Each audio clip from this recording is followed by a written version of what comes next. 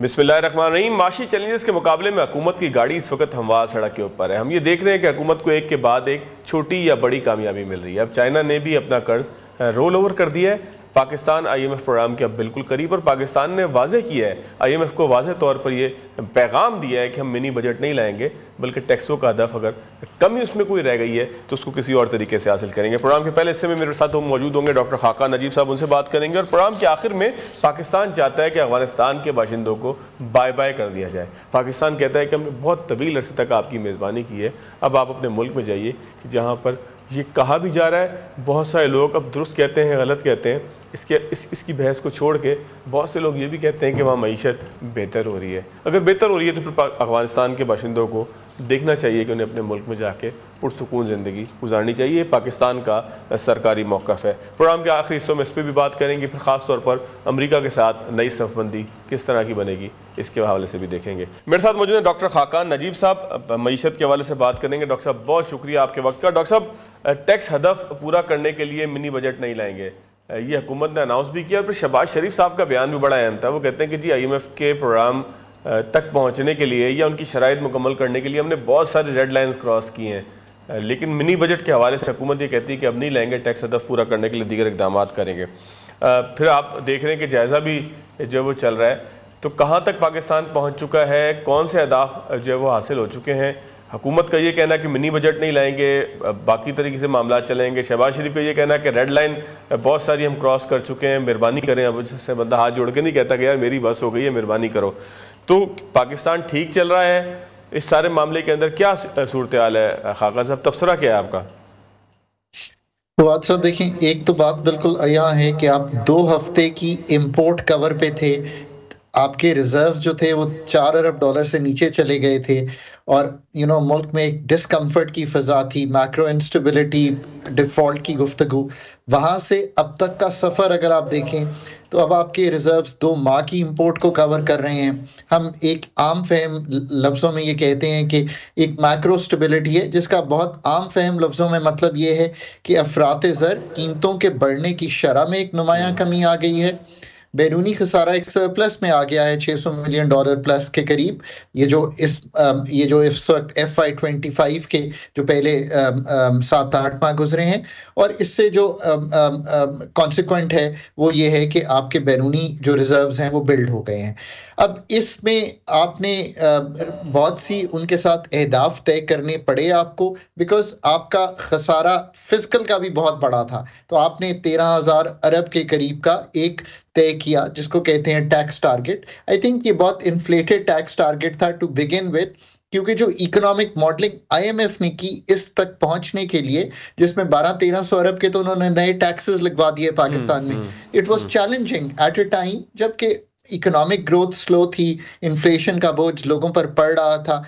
1300 अरब के नए टैक्सेस, और फिर उन्होंने ये इमेजिन किया कि जो पाकिस्तान की इन्फ्लेशन है वो 12% होगी, तो ऊपर 2-3% ग्रोथ लगा के तो 15% तो टैक्स जो है वो नॉमिनल ग्रोथ से आ जाएगा, यानी कि ऑटोमेटिकली आ जाएगा, फ्रॉम विद इन आ जाएगा। वो भी नहीं हो सका। इसलिए नहीं हो सका कि इन्फ्लेशन इस वक्त 6% पे है और ग्रोथ जो है वो शायद 3.6% की बजाय 2.5-3% पे रह जाएगी। सो इस हदफ को मैंने तब भी कहा था कि आप 25 से 30% ग्रो कर जाएंगे फ्रॉम लास्ट ईयर, और उसकी वजह बड़ी सादा थी, क्योंकि टैक्सेस नए 1300 अरब के लगाए। सो एक ये बोझ आपने किस पे डाला?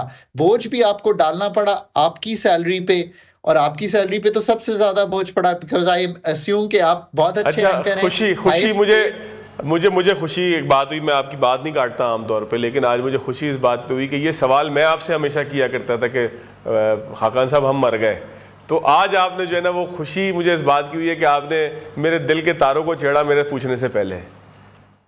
सो आप पे 39% टैक्स लगा। हम जैसे लोग जो नॉन सैलरीड इनकम कमाते हैं, कंसल्टेंसी, डॉक्टर्स, लॉयर्स, उन पे भी हमने टैक्स बहुत बढ़ा दिया, मैन्युफैक्चरिंग पे टैक्स बहुत बढ़ा दिया।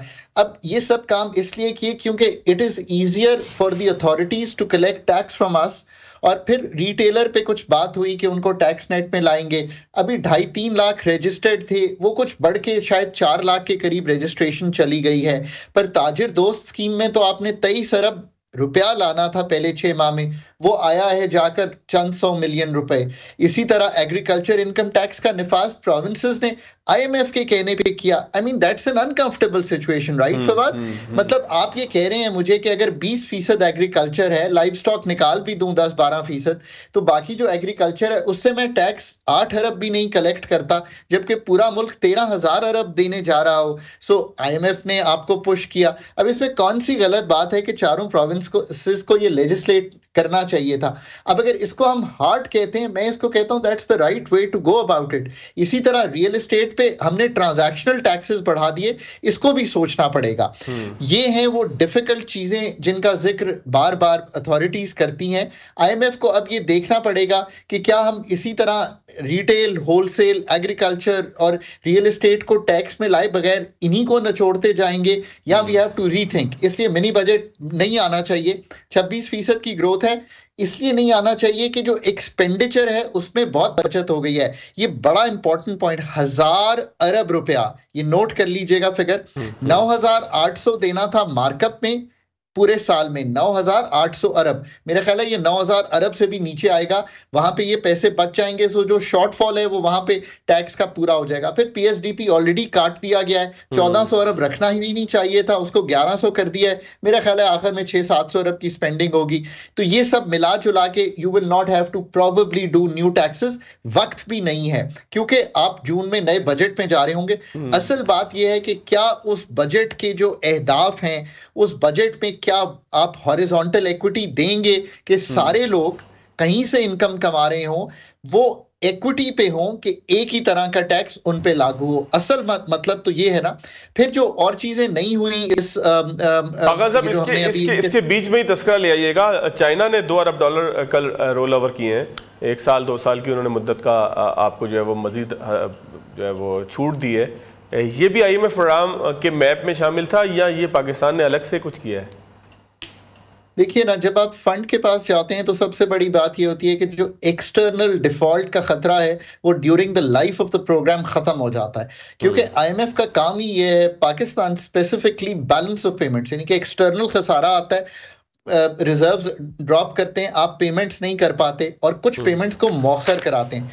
यूएई ने मौखर किया है, सऊदी अरेबिया ने मौखर किया है, चाइना को $4 अरब कंप्लीटली मौखर करना है, ये $12-13 अरब तो यही बन जाता है। सो ये सारी रकम मौखर इसीलिए हुई है। इवन चाइना ने कहा था कि आप फंड के साथ रहें तो हम ये मौखर कर देंगे, बट असल बात यह है कि इसको लॉन्ग टर्म मौखर होना चाहिए। मैं बार बार ये बात एम्फसाइज करता हूं कि ये $12 अरब हर साल खड़ा हो रहा है। आपको लाइफ ऑफ द प्रोग्राम में तो ये मौखर होता रहेगा, बट आपको इसको 3-4 साल के लिए मौखर करा लेना चाहिए ताकि एक रूम और जो स्पेस है वो आपको मिल जाए, ताकि ये बार बार ना कहा जाए कि वो देखें जी 20-25 अरब डॉलर देना है, कहां से आएगा। उसमें से 12-13 अरब डॉलर तो यही है जिसको मौखर कराना पड़ता है। आज भी हम ये पेमेंट करने के काबिल तो नहीं है। लेकिन सर इसको कामयाबी आप कहते हैं, मौखर करा लेना भी ये बहरहाल एक कामयाबी है। इसका मतलब ये है कि हम खतूत हमारे ठीक है, मामला ठीक है, फॉरेन पॉलिसी के अंदर कहीं ना कहीं जो है वो गुंजाइश है। दोस्त ममालिक जिस तरह से आपने 2-3 का तस्करा भी किया, ये सब भी चाहते हैं कि पाकिस्तान तरक्की करे, प्रॉस्परस हो। देखिए बात यह है कि आईएमएफ के साथ आते ही आईएमएफ आपको पहले कहता है कि जाके ये सारी चीजें जो है ना तय करके आए, बिकॉज आपके पास ये नहीं है स्पेस। ममालिक ये कहते हैं कि चलें, आईएमएफ का सील ऑफ अप्रूवल है, विच मींस कि आप मुल्क जो है इस तरह चला रहे हैं कि शॉर्ट टर्म स्टेबलाइजेशन में चले गए हैं, जिसका मतलब यह है कि खसारे संभाल रहे हैं आप, टैक्सेस भी लगाकर एक्सटर्नल की इकोनॉमी को स्लो भी कर रहे हैं। मतलब क्या है, $80 अरब की इंपोर्ट को तोड़ के 60-62 अरब डॉलर पे ले आएंगे मेरा ख्याल है हम इस साल, तो आपने वहां से पैसे बचा लिए हैं। सो आपने ये सब काम किए हैं तो आपको एक टाइम और स्पेस मिल गई है, हम भी आपको वक्त और स्पेस देते हैं। पर इसको ये भी आप कह सकते हैं कि हमारी इकोनॉमिक डिप्लोमेसी इन तीनों मुल्कों के साथ हमेशा अच्छी रही है। वैसे आपको गुजारिश करूं, ये चाइना कई साल से मौखर कर रहा है ये डेट। कई दफा मैं टेबल पे था तो हमें खत लिखना पड़ता था कि इसको मौखर कर दें। और बैंकों में रखे हुए भी हैं या कोई ले गया है खाकान साहब? नहीं, इस वक्त तो देखिए एक रिजर्व्स का अच्छा बिल्डअप है, और ये थोड़ा सा मैं यहाँ कहूंगा कि ये रिजर्व्स का जो बिल्डअप है ये बोरोड मनी पे नहीं है, ये रिजर्व्स का बिल्डअप है जिसको हम ओएमओ कहते हैं, जो स्टेट बैंक करता है। इंटरबैंक से स्टेट बैंक ने काफी डॉलर उठाया है और वो डॉलर का एक अच्छा रिजर्व का बिल्डअप हुआ है इस वक्त जो ओएमओ किया है स्टेट बैंक ने। So it's a good reserve buildup. Sir इसमें फिर एक चीज और शामिल कर लीजिएगा खाकान साहब, अब जब गुफ्तगू हो ही रही है, सर जो हम बैंकों से बोरो करते हैं इसके ऊपर भी आईएमएफ ने एतराज़ उठाया, भाई ये क्या करते हो। इसके ऊपर तो बहुत सारे माहिरीन मईशत बशमूल आप और बहुत सारे लोग जो बैंकिंग के एक्सपर्ट हैं वो इसके ऊपर तनकीद भी बाज़ दफ़ा हुकूमत पे करते हैं कि जी आप बैंकों से कर्ज ले लेके जो है वो मईशत चला रहे हैं। तो अब आईएमएफ ने भी एतराज़ किया, सर उसका बेसिक पॉइंट क्या है, उसको कैसे अंडरस्टैंड करेंगे? देखिए, एक तो इम्पॉर्टेंट बात यह है कि ये जो हमारा इस वक्त सर्कुलर डेट है जो कि तकरीबन 2400 अरब रुपए के करीब है, और मैंने हमेशा कहा है कि अगर आप पावर सेक्टर की परफॉर्मेंस देखना चाहें तो जब जनरल मुशर्रफ गए थे तो ये 100 अरब था, जब पीपीपी की गवर्नमेंट गई तो 500 अरब था। उस 500 अरब को 480 अरब पे करके उस वक्त की जो गवर्नमेंट थी पीएमएलएन की, उन्होंने जीरो आउट कर दिया था तकरीबन। जब छोड़ के गए तब 1100 अरब था, पीटीआई 2200-2300 अरब और अब 2400 अरब। हमें मिनहासुल कौम, और ये रिफ्लेक्शन है इस वक्त जिस तरह पावर सेक्टर जो है कंसिस्टेंटली ट्रबल में है और ब्लीड कर रहा है, डिस्कोस ब्लीड कर रहे हैं। लाइन लॉसेस के अलावा हमारी ये क्या है सर्कुलर डेट का बिल्डअप, लाइन लॉसेस, कलेक्शन जो कम होती है 100% से, जो हम चीज़ें तय नहीं कर पाते, लेट पेमेंट सरचार्ज, एजेके के पेमेंट के मसले, ये सारा कुछ है सर, हम हल नहीं कर पा रहे ना, ये एक्सेप्ट करें। अब हम करते क्या है, ये हमने पहले भी किया है, मैं जब गवर्नमेंट में था तब भी किया है, और मैं तब भी गुजारिश करता था कि यार ये ठीक तो नहीं है चीज। होता यह है कि हम 1200 अरब कहते हैं कि हम बोरो कर लेंगे बैंकों से, तो जो 650-700 अरब रुपया हमने पहले बोरो किया हुआ है महंगे निरखों पे 14% पे, अब हम 10% पे बोरो कर लेंगे और उसको रीफाइनेंस कर देंगे। एक हम ये चीज, दूसरा हम ये कहते हैं कि हमने आईपीपीज के पैसे देने हैं, हमें लेट पेमेंट सरचार्ज पड़ रहा है जो बड़े हाई इंटरेस्ट पे है, तो हम बैंकों से सस्ता लेके इसको पे कर देंगे। देखिए, ये थ्योरेटिकली बात जो है ये आप कन्विंस कर सकते हैं किसी को भी कि जी हम सस्ता ले रहे हैं और महंगा उतार रहे हैं, पर असल प्रॉब्लम ये है क्यों हम कहते हैं कि ये चीज ठीक नहीं है। हम हर दफा एक तरह से बेल आउट कर देते हैं अपने डिस्कोर्स को, अपनी सिस्टम को हम बेल आउट करके जो हमारा जमा हुआ है उसको हैंडल करते हैं, थोड़ा सा उसके निर्ख कम कर देते हैं, यानी कि जो पेमेंट उसके थ्रू जारी होती है वो कम करते हैं।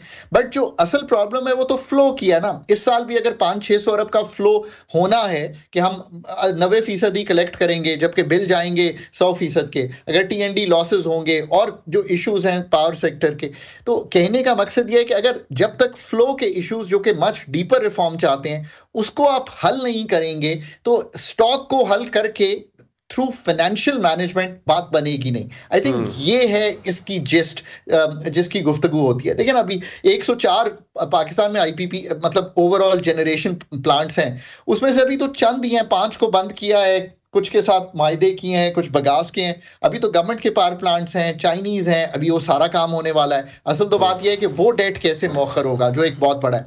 अच्छा खाका साहब, इसमें एक पॉइंट और भी आ जाता है ताकि जो पूरी गुफ्तगू जो है वो 3-4 पॉइंट्स के ऊपर हमारी होती रहे। सर सोलर वाला जो मामला है कि सोलराइजेशन पहले आपने की, अब सोलर आपको भारी लगता है। आज ही की रिपोर्ट है, मेरे पास शायद आ जाइए, आपने शायद पहले देख ली हो कि एक बड़ा खतीर रकम है कि जो ग्रिड सार्फिन यानी कि जो हम लोग हैं जो जिनके घर पे सोलर नहीं है, जो बिजली ख़रीद रहे हैं या ऑफिस ख़रीद रहे हैं, मेरा घर ख़रीद रहा है, वो जो है महंगी बिजली ख़रीदना पड़ती है क्योंकि आप बहुत सस्ती बिजली ख़रीद लेते हैं सोलर से। फिर आईएमएफ ने भी कहा कि जी 2 चीज़ें हैं, एक तो आप 10 रुपये का अगर यूनिट ख़रीदते हैं 27 या 22 रुपये के अलावा तो वो तो ठीक है, लेकिन जो ऑफ ग्रिड लोग हैं यानी कि जो बिजली बना के खुद इस्तेमाल करते हैं उनका क्या होगा। तो पाकिस्तान ने सुना है कि इसका कोई जवाब नहीं दिया। तो सर क्या आईएमएफ अब ये भी पूछेगा कि मैं मोटरसाइकिल क्यों चलाता हूँ, मैं गाड़ी क्यों चलाता हूँ, मैं पेट्रोल क्यों डलवाता हूँ? ये भी उनके मैंडेट के अंदर आता है क्योंकि उन्होंने सवाल यही किया है कि जी आपके घरेलू सार्फिन बिजली यूज़ कर रहे हैं, तो क्या वो ये चाहते हैं कि पाकिस्तान में उन लोगों पर टैक्स लगाया जाए कि जिसकी छत के ऊपर सोलर नज़र आ जाए, फिर इंस्पेक्शन की एक टीम बने। मैं उसका भी आगे आपको पूरा तरीक़ेकार बताया था। इंस्पेक्शन की टीमें बने, वो लोगों के घर पे छापा मारें, दरवाज़ा बजाएं और वहाँ से 500 रुपये, 1000 रुपये, 2000 रुपये लेके चली जाएं। ये पूरा उसका फ्यूचर प्लान ये बनना है। टैक्स वो भी किसी ने देना, लोगों ने सोलर को छुपा लेना है उसके नीचे, किसी चीज़ के नीचे। तो सर ये क्या मकसद है आईएमएफ के इस पूरे बात का? मेरी तकरीर के नतीजे में आपने अगर कोई इस पर जवाब बनता हो सर।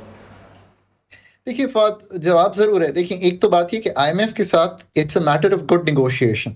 आप जितनी अपनी अच्छी प्रेपरेशन करेंगे, चाहे वो मालियाती साइड पे हो यानी कि फिस्कल साइड पे हो, मॉनेटरी साइड पे और एनर्जी साइड पे हो, पाकिस्तान का प्रोग्राम मुहित इन 3 चीज़ों पर है।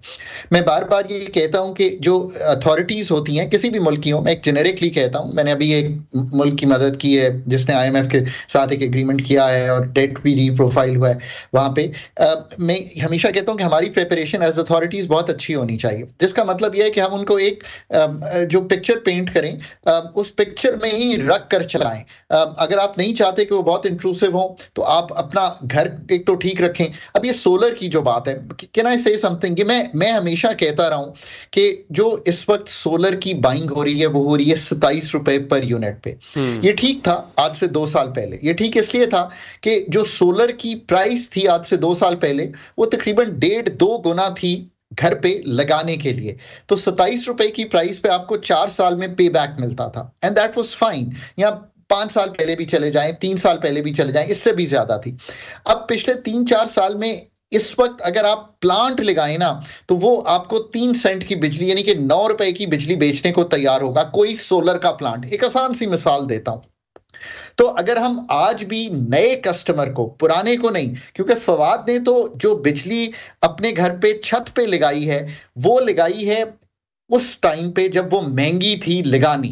अब जो खाकान लगाने जा रहे हैं अपने घर पे सोलर सिस्टम वो मच चीपर कॉस्ट पे। अगर आपने लेट से 30 लाख का लगाया तो मेरे घर पे 15 लाख का वही सिस्टम लग जाएगा। ठीक, तो अगर मेरी, इसका मतलब है कि मैं तो 2 साल में ही अपनी कॉस्ट जो है वो निकाल लूंगा, जबकि फवाद साहब ने निकाली है जाके 4 साल में। सो अब 27 की बजाय 10 रुपए हो, 12 रुपए हो, 9 रुपए हो, मैं कह नहीं सकता किस पे ये फाइनल करेंगे। जो आने वाला कस्टमर है हमें हुकूमत पे एम्फसाइज ये करना है कि आप फवाद से नहीं कह सकते, क्योंकि उन्होंने महंगा प्लांट लगाया था तब वो कीमत थी 27 रुपए ही 7 साल का होगा। आज जो खाकान लगा रहे हैं जिसमें उनको सस्ता मिल रहा है वही प्लांट एक सेंस में अपनी छत पे, और वो आप 10 रुपए में खरीदें, 12 में खरीदें, 9 में खरीदें, ये कहने की बात है। आई थिंक ये लॉजिकली ठीक है। आईएमएफ क्यों इंटरवीन कर रहा है? यार ये तो काम आपको खुद करना चाहिए था ना। आप इलीट से बिजली खरीद रहे हैं, 2,83,000 लोग हैं जो बिजली बेच रहे हैं सिस्टम को। जो 2,84,000 अगला 1,000 होगा उसको तो कहीं ना कि भाई अब उतने का प्लांट नहीं है, इसलिए निर्ख टूट गए हैं। हर चीज जैसे एफिशिएंट और हाई प्रोडक्टिविटी पे जाती है। देखिए पहले सोलर एक तरफ से होता था, अब सोलर की जो प्लेट है ना वो बायफोकल आ गई है, तो आपकी बिजली ज्यादा बन। सो जस्ट थिंक थ्रू ये काम। प्रॉब्लम कहां आती है? प्रॉब्लम ये कि ये काम तो आज से 6 महीने पहले पाकिस्तान अथॉरिटीज को खुद कर लेना चाहिए था। और आईएमएफ को मैं ये कहता, देखो this was a right call 4 years ago, this is the right call today and I have done it my self. तो आईएमएफ आपके घर पे आके छत पे ना देखता कि फवाद ने या खाकान ने क्या लगाया। ठीक हो गया। क्योंकि आप ये काम खुद नहीं करते तो आईएमएफ जो है वो इंट्रूसिव हो जाता है। चले, बहुत शुक्रिया खाकान नजीब साहब मेरे साथ मौजूद थे। नाज़रीन एक ब्रेक लेते हैं, ब्रेक के बाद जरा बात करेंगे कि अफगानिस्तान, पाकिस्तान और फिर अमेरिका, 3 मुल्क हैं, ताल्लुकात का फ्यूचर में क्या बनेगा और खित्ते पे उसके असरात क्या होंगे। ब्रेक के बाद खुशामदीद। मेरे साथ मौजूद है महमूद जान बाबर साहब, सीनियर सहाफ़ी हैं, पेशावर से ताल्लुक़ हैं, तज्ज़ियाकार भी हैं। और उसके साथ साथ में ज्वाइन किया एहसानुल्लाह टीपू महसूद साहब ने। आप भी सीनियर सहाफ़ी हैं और तज्ज़ियाकार भी हैं। आप दोनों मेहमानों का एक साथ शुक्रिया और अलग में अदा कर चुका हूँ। महमूद साहब सर, आप ही फरमाइएगा कि अफ़गान बाशिंदों को एक मरतबा फिर पाकिस्तान बेदखल करना चाहता है, क्या अब ये हकीकी तौर पर बाय बाय प्रोसेस हो पाएगा? जी शुक्रिया। मेरे ज़ाती ख्याल ये है कि वो जो जिनको कवर हासिल है यूनिटसीआर को वो तो अलग हैं। ये तो वो होंगे जी, बड़ी तादाद है जो कि अमेरिका ने जाने से पहले पाकिस्तान से रिक्वेस्ट की थी कि आप इन्हें अपने पास रखिए, हम इनको कर लेंगे। यूरोप ने कहा था और अमेरिका ने भी कहा था, सो ज्यादातर तो वो लोग होंगे। और इनमें वो लोग शामिल हैं पाकिस्तान में रहते हुए अफगान महाजिर के तौर पर जिंदगी तो गुजार रहे थे, लेकिन उन्होंने स्टेटस नहीं लिया था अफगान महाजिर का। उन्होंने बस वैसे ही अपनी जिंदगी यहाँ पे गुजरी है और वो रजिस्टर्ड अफगान महाजिर नहीं है। तो ऐसे में जब अफगानिस्तान की तरफ से हमलों में अफगानों की आमद के सिलसिले जब शुरू हुए तो वो जो इनसिक्योरिटी पाकिस्तान में पैदा हुई तो उसका पहला नुकसान इनको हुआ, क्योंकि वो ममालिक जो कि पाकिस्तान को गारंटी दे के गए थे कि हम इनको ले जाएंगे 15 अगस्त के बाद, इनको पाकिस्तान ने इस्लामाबाद आने दिया, यहाँ इनको रहने दिया। लेकिन सबसे बड़ा जो शिकवा पाकिस्तान को इस वक्त है, जब भी पाकिस्तान में हमारी बात होती है जिस भी जिम्मेदार शख्स से, तो वो कहते हैं कि ये रहते तो पाकिस्तान में हैं, इनको यहाँ पे तहफ़्फ़ुज़ भी हासिल है, ये उस अफगानिस्तान में जाना भी नहीं चाहते जहां पर इस वक्त तालिबान की हुकूमत है, क्योंकि ये कहते हैं हमारी जिंदगी को वहां खतरा है। लेकिन ये फिर भी पाकिस्तान के खिलाफ सोशल मीडिया भी इस्तेमाल करते हैं। जब पाकिस्तान के खिलाफ कुछ होता है तो खुशियों का इजहार भी करते हैं, और जब कुछ और ऐसा होता है कि पाकिस्तान को उसमें नुकसान हो तो ये उस पर खुश होते हैं और किसी भी और मुल्क के साथ तो चले जाते हैं लेकिन पाकिस्तान के साथ नहीं जाते। तो एक ऐसी सूरत हाल में जब अफगानिस्तान से हम होने वाले हमले बीपी और बाकी ग्रुप आते हैं, तो अफगान तालिबान की भी उनकी एक टेंडेंसी इस वक्त उसमें आ रही है। तो प्रेशर तो यकीनन इन्हीं पे पड़ना था कि आप यहाँ पे होते हुए भी पाकिस्तान में पुरसकून भी नहीं रह रहे, अमन से भी नहीं रह रहे, पाकिस्तान के शुक्रगुजार भी नहीं है, अफगानिस्तान भी वापस नहीं जाना चाहते, वो ममालिक भी आपको नहीं ले जाना चाहते जो कि जिनके वादे पे आप यहाँ आए थे, तो आप यहाँ पाकिस्तान में क्यों बैठे हुए हैं? तो यकीनन ये प्रेशर इन पे आना था। अगर ये खामोश रहते, ये सुकून से यहाँ पे जिंदगी गुजारते, तो मेरे ख्याल में ऐसा ना होता। जी बिल्कुल ठीक है। एहसान साहब, आप क्या कहते हैं सर, जो दहशतगर्दी के हवाले से कनेक्ट किया जाता है इन बाशिंदों को कि जिनको वापस भेजा जा रहा है, ये सर किस हद तक जो है वो रियलिस्टिक है, हकीकी है, और क्या पाकिस्तान स्वीप कर पाएगा, निकाल सकेगा उन लोगों को जिनको पाकिस्तान यहाँ पे रखना नहीं चाहता? एक तो यहाँ पे एक इस चीज़ को समझने की ज़रूरत है कि ये जो पूरी यानी जो इकदाम उठाए जा रहे हैं अफगान रिफ्यूजीज़ के हवाले से, चाहे वो जब अनवर उल हक काकड़ साहब की हुकूमत, उस वक्त उन्होंने जो एक फ़ैसला लिया था तकरीबन 7 लाख के करीब जो अफगान मुहाजिरीन थे उसको निकाला, और अभी जो रिसेंटली कल परसों जो एक दूसरा फैसला आया है कि 31 मार्च तक सबको यहाँ से निकलना होगा, तो मेरे ख्याल में ये ज़्यादा रिएक्शनरी पॉलिसी है। यानी पाकिस्तानी रियासत एक ज़िम्मेदार रियासत है, वो अफगानिस्तान की तरह नहीं है, तो यहाँ पे एक प्रॉपर पॉलिसी इनके लिए होनी चाहिए थी, और अनफॉर्चुनेटली पाकिस्तानी हुकूमत और रियासत के पास अभी तक रिफ्यूजीज़ के हवाले से कोई पॉलिसी ही नहीं है, कोई लॉ ही नहीं है। तो इस पर काम होना चाहिए था, बजाय ये कि रिएक्शन में हमेशा आके कि वहाँ से अब हमला हो गया तो हमने इनको निकालना है। तो इससे मज़ीद जो मामलात हैं, जो बायलैटरल लेवल पे कोशिशें होती हैं उसको यानी अंडरमाइन कर वो होती हैं वो चीज़ें उससे। हाँ, इसमें वो वाले अनासर जो यहाँ पे रियासत के खिलाफ अगर एक्टिविटीज़ में मुलव्वस हों, यहाँ पे अगर जिस तरह बाबर साहब ने बड़ी अच्छी बात की कि सोशल मीडिया पे अगर बाकायदा वो कैंपेन चला रहे हों रियासत के खिलाफ, तो उनके खिलाफ तो बिल्कुल एक्शन लेना चाहिए। और हमारी भी जब ऑफिशियल से यहाँ पे बात होती है तो उनको भी एक गिलाब कह लें या गुस्सा कह लें, इन चीज़ों की वजह से कि सोशल मीडिया पे अक्सर ये पाकिस्तान को क्रिटिसाइज़ करते हैं, और बाकी डिटेल बाबर साहब ने बता दी। तो एक तो ये इशू है, लेकिन इसमें यानी आज अब मैं जब यहाँ आने से पहले एक ख़बर किसी ने ये शेयर की, अब मैं यहाँ से निकल के मैं वेरीफाई करूँगा कि जो यहाँ पे स्टूडेंट्स हैं उनको भी कहा गया है, कुछ इस तरह की इतलात आ रही हैं कि वो भी यहाँ से यानी निकलें। तो अभी तक वो क्लैरिटी मुझे नज़र नहीं आ रही कि कौन किन लोगों को ये निकालना चाह रहे हैं, कौन यहाँ पे रह सकेगा। क्योंकि परसों भी मैं एक ट्वीट देख रहा था सादिक खान साहब का, वो जो स्पेशल इन्वॉय अफगानिस्तान के लिए, कि वो खुद इंटरव्यू ले रहे हैं जो अफगान स्टूडेंट्स हैं अल्लामा इकबाल स्कॉलरशिप्स पे जो पाकिस्तान आएंगे यहाँ पे यूनिवर्सिटीज़ में, कॉलेजेस में। तो ये कन्फ्यूजन ख़त्म होनी चाहिए। आपने जो भी एक्शन लेना हो, चाहे वो बहुत स्ट्रिक्ट क्यों ना हो, बहुत सख्त क्यों ना हो, लेकिन उसमें क्लैरिटी होनी चाहिए।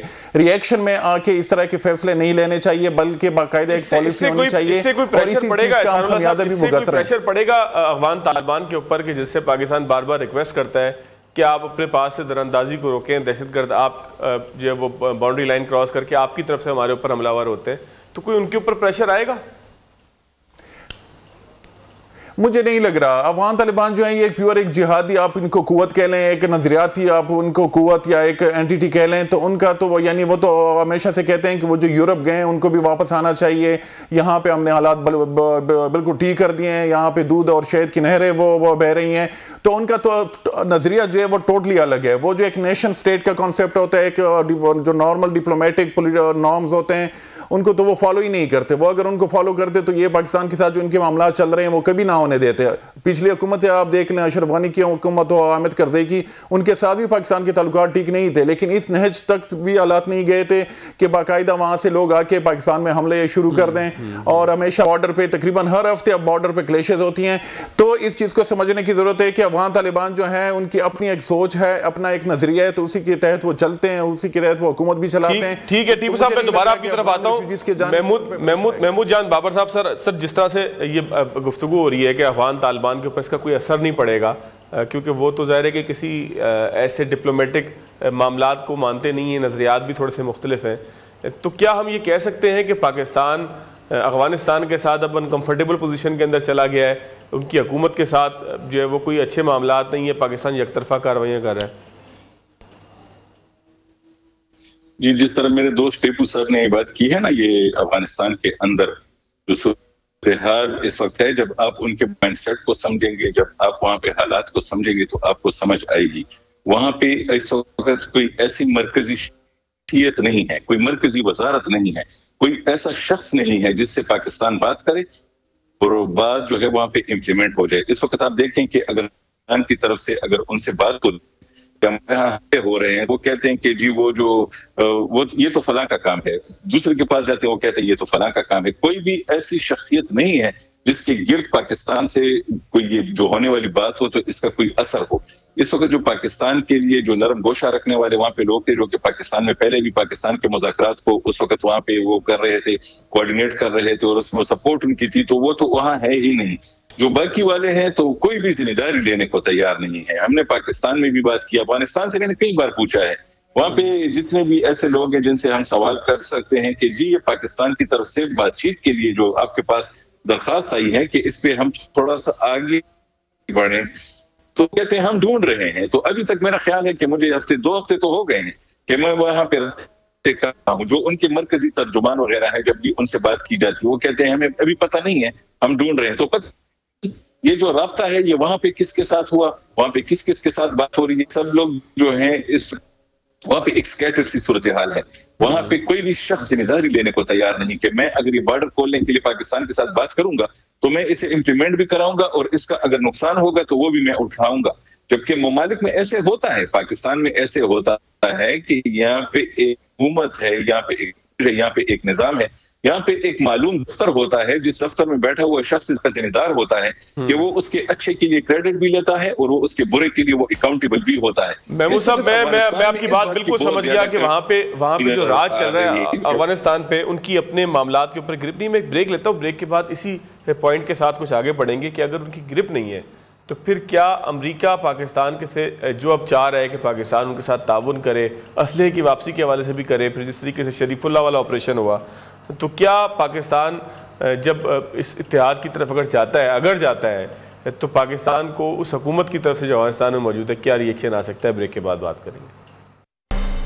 ब्रेक के बाद खुशामदीद। असदुल्लाह साहब, आप ही सर फरमाइएगा कि अब सूरत हाल ये है कि पाकिस्तान लगता है कि किसी नई सफबंदी की तरफ जा रहा है, बड़ी थपकी भी दी जा रही है अमेरिका की तरफ से, तो क्या आप आने वाले दिनों के अंदर कोई नया महाज बनते हुए देख रहे हैं और उस महाज से हुकूमत जो है अफगानिस्तान की वो कितने खतरे के अंदर आएगी? इसको यानी इस कॉन्टेक्स्ट में समझना चाहिए, जो पिछले दिनों यहाँ पे ISKP के जो कमांडर थे और मोस्ट वांटेड थे US गवर्नमेंट के लिए, चाहे वो बाइडन एडमिनिस्ट्रेशन हो या अभी जो ट्रंप एडमिनिस्ट्रेशन, तो उसका गिरफ्तार होना यहाँ से, फिर उनका यानी अमेरिका को हैंड ओवर करना, तो मेरे ख्याल में इस चीज़ को पाकिस्तानी जो यहाँ पे यानी डिप्लोमेटिक सर्कल्स हैं या जो हमारे डिसीजन मेकर्स हैं, तो इसको यानी एक ओपनिंग समझनी चाहिए इस चीज़ को। ये नहीं है कि बस यहाँ से चीज़ें अब दोबारा से इनकी शुरुआत होंगी। जो एक ब्रेक बीच में आया था, खासकर जब यानी जो बाइडन एडमिनिस्ट्रेशन, तो उस वक्त पाकिस्तानी गवर्नमेंट और US जो गवर्नमेंट थी उनके बीच में एक डिप्लोमेटिक ब्रेकडाउन हम देख रहे थे। यानी मामलात वहाँ पे सिर्फ यहाँ पे जो US एम्बेसडर था वो चीज़ों को देख रहा था, कोई हाई लेवल पे ऑफिशियल इंगेजमेंट हमने नहीं देखी। पाकिस्तान की तरफ से कोशिश भी हुई लेकिन उस तरह का रिस्पांस नहीं मिला बाइडन एडमिनिस्ट्रेशन की तरफ से। हाँ, ट्रंप की तरफ से जो एक पाकिस्तान को यानी शुक्रिया उनका कहना और उनको एक अचीवमेंट करार देना, तो मेरे ख्याल में ये एक अच्छी ओपनिंग है और फ्यूचर में भी इसको बेस बना के मामला ठीक हो सकते हैं, खासकर काउंटर टेररिज्म के हवाले से। लेकिन मुझे अभी फिलहाल नहीं लग रहा कि अफगानिस्तान के हवाले से जो पाकिस्तान के बाकी खदशात हैं, खासकर जो TTP के हवाले से हैं, कि जिसके साथ भी हमारी बात होती है, चाहे वो US डिप्लोमेट्स हो, वहाँ पे जो एनालिस्ट हों या जर्नलिस्ट हो, कि वहाँ पे पाकिस्तान की ये वाली जो पोजीशन है TTP के हवाले से, तो उनको इतनी सपोर्ट नहीं मिल रही। हाँ, US को जो अपना खतरा है ISKP की तरफ से, तो उसके हवाले से जो है ट्रंप एडमिनिस्ट्रेशन, मुझे लग रहा है कि वो मजीद पाकिस्तान के साथ रवाबित वो बढ़ाएगी और इस हवाले से चाहे काउंटर टेररिज्म के हवाले से मामला हो, चाहे उनको टेक्नोलॉजी की फराहमी हो पाकिस्तानी गवर्नमेंट को। लेकिन TTP के हवाले से वो अमेरिकन जो ऑफिशियल्स हैं वो भी ये कह रहे हैं कि ये पाकिस्तान के लिए खतरा है, ये अमेरिका को खतरा पोज नहीं कर रहा, कोई थ्रेट पोज नहीं कर रहा। और यही चीज हम सुन रहे हैं बलोच जो सेपरेटिस्ट हैं उनके हवाले से भी। तो पाकिस्तान को डिप्लोमेटिक फ्रंट पे लॉबिंग की भी जरूरत है और एफर्ट्स की भी जरूरत है, ताकि जो वेस्टर्न कैपिटल्स है वहां पे जो पाकिस्तान का स्टांस है उनको सुना जा सके। ठीक हो गया। महमूद साहब, बार्गेनिंग पोजीशन पाकिस्तान की कोई आ गई अमेरिका के साथ, कि अमेरिका को जरूरत भी हो IS का, जिस तरह से एक उनका मामला है, फिर और असला भी वापस उन्होंने लेना है? मैं ये कह रहा हूँ कि लगता नहीं है कि अमेरिका ने ये असलहा जो है ना भागते हुए छोड़ा था।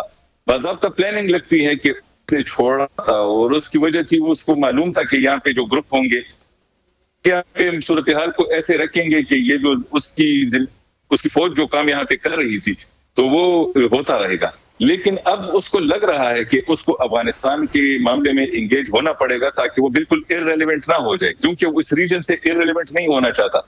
वो कभी असलहे का नाम लेगा। मेरा नहीं ख्याल कि ये जो शरीफुल्लाह है ये इतना बड़ा मसला है, लेकिन अमेरिका ने इसको ज्यादा ओवरप्ले करके मेरे ख्याल में वो फिर इस गेम के अंदर आ गया है और वो चाहता है कि उसे फिर भी इसमें एक फरीक समझा जाए। तो ये एक ऐसी चीजें हैं कि उसके जाने के बाद उसे एहसास हो गया था कि उसके जाने का नुकसान हुआ है उसे। वो तो चला गया, अपने साथ दोस्तों को भी ले गया, लेकिन यहाँ पे मैदान जो है वो चीन और रूस और ये जो रीजन है इसके ममालिक के लिए खुला छोड़ के चला गया था। तो मेरे ख्याल में अब वो एक बार फिर अपने आप को एक लेजिटिमेट फरीक के तौर पे साबित करना चाह रहा है कि वो वापस आएगा और वो यहाँ से असलहा भी लेके जाएगा, वो यहाँ पे ISKP वाले को करेगा और यहाँ से लेके जाएगा और अलकायदा के खिलाफ भी कार्रवाइयां करेगा। वो इस तरीके से मेरे ख्याल में इस रीजन में रहेगा, क्योंकि उसे यहाँ पे फौजें रख के उसे जो नुकसान हुआ था तो वो अब मेरे ख्याल में वो अफोर्ड नहीं कर पाएगा। वो कहते हैं, लेकिन मेरा ख्याल है भी फिर वो ऐसे नहीं करेगा। उसे ये मालूम है कि हालात उसके लिए इतने अच्छे नहीं हैं कि वो आएंगे तो उसको भी मिलेगा। जनरल परवेज मुशर्रफ के वक्त में अगर पाकिस्तान ने उसको रास्ता दे दिया तो मेरा नहीं ख्याल कि पाकिस्तान इस वक्त इस सूरत हाल में है तो वो दुनिया को नाराज करके अमेरिका को फिर अफगानिस्तान में आने के लिए रास्ता दे। तो मेरे ख्याल में सिचुएशन अमेरिका के लिए कॉम्प्लिकेट हो गई है और उसका मसला जो है इस कॉम्प्लिकेटेड सिचुएशन में किसी तरीके से इन हो के अपने आप को फिर रेलिवेंट करना था। वो उसने 2-3 वाकयात असलहे का नाम लेके शरीफुल्लाह का नाम लेके उसने कर दिया है और वो अब चाहता है और पाकिस्तान को एंगेज करना चाहता है। उस इस बात पता है कि पाकिस्तान है वो उससे दूर जा चुका है, क्योंकि पाकिस्तान पे उसने हमेशा ट्रस्ट नहीं किया। बात आई तो सारा का सारा बार उसने पाकिस्तान पे डालने की कोशिश की, तो पाकिस्तान के लोगों ने भी एक दो और ऑप्शंस अपने लिए ढूंढना शुरू किए। तो जब वो इसे एहसास हुआ भी अफगानिस्तान को इस तरह छोड़ना ये उसके लिए मुनासिब नहीं है, क्योंकि इस स्पेस को फिर चीन और कोई और कवर करेगा